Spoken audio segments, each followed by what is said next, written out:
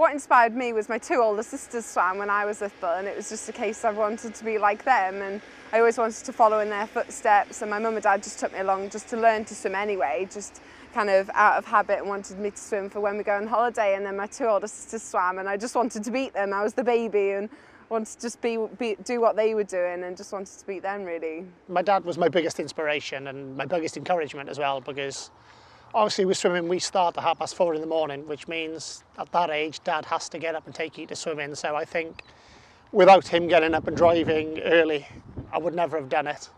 I first started sport when I was 3, when I started swimming. My dad thought it was a great idea, because we live by the sea, to learn to swim. There's been lots of inspirational people in my life that I've kind of looked up to, people like the Olympic greats like Sir Steve Redgrave, Dame Tanni Grey-Thompson, just Olympic heroes kind of thing. So anyone like that, you always try and aspire to be like them. Quite a lot of people that stand out, like Kelly Holmes, who's she worked for so many years to achieve that top game, and obviously that kind of inspires me a lot. But I also like people like Usain Bolt, because I just think he's got a great personality and he doesn't take himself too seriously, and I'd just like to be a bit like that.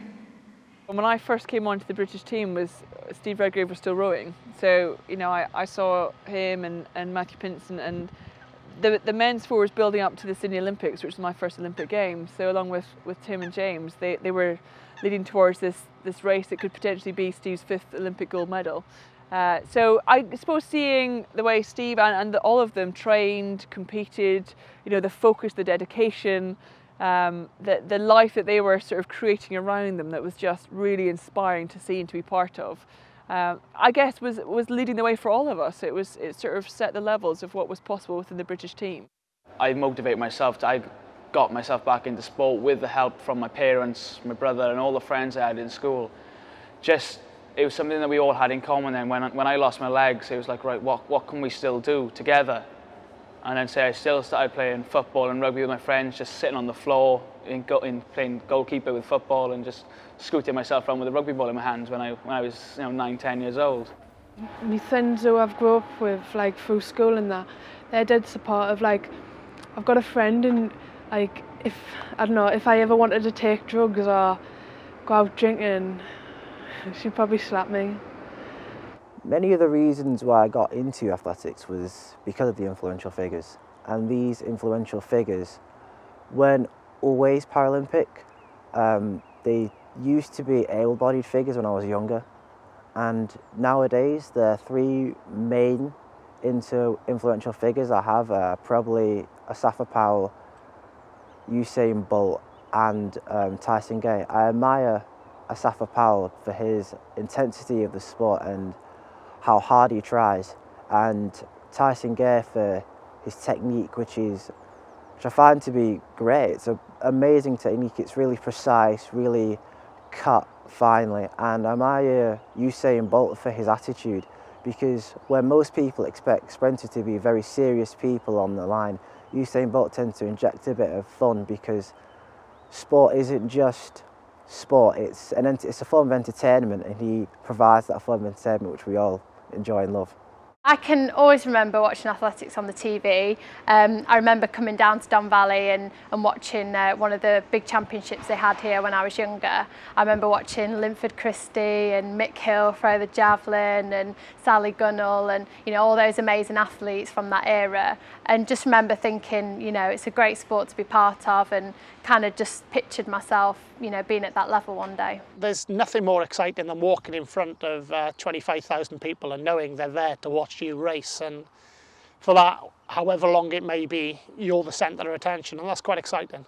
The best thing about boxing and competing is the feeling after you've just fought. It's the best feeling in the world. I only know what it feels like to win, so I think if I lost, then I think it'll be a totally different story.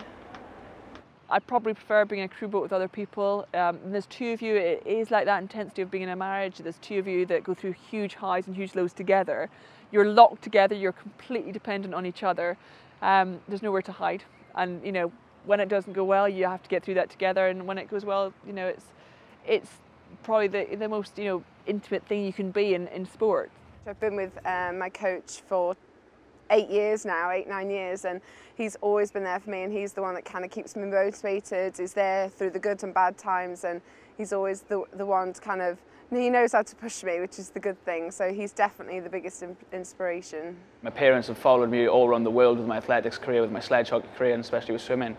And same with my brother, so he's always been there to help my father with making my throwing frames, help him with the hockey sledges, and just being a great support in all aspects in my life and in my sport.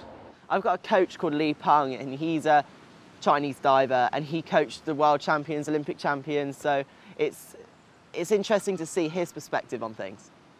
I personally draw inspiration from my injury, and that's something that really helps me through, you know, tough training sessions. That was a really difficult time in my career, and I just think back to those days when I wasn't able to run, you know, I had to stay at home, miss out on competitions, and ultimately get left behind a little bit.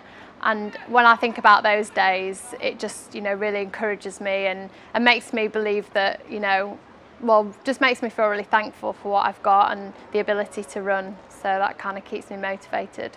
There are some days when you just don't want to, like yesterday morning, I just think I had to like roll out of bed at like 8 o'clock or something, which is early on a Saturday morning. And yeah, I just had to drag myself to the gym and push through my session. And that's when it kind of feels like a job. But a lot of the time, when there are people around who are like encouraging you and pushing you, it's like, and they're reminding you what you're there for, that's when it's a passion. Things have inspired me along the way, like hearing other people's stories of how they've got on in sport, especially David Roberts, you know, the fact that he's won the same amount of medals as Tanya Ray Thompson, and it's an amazing medal haul, and I think I want to get to that stage where I can call myself, you know, the greatest Paralympic athlete, you know, in the field of throwing.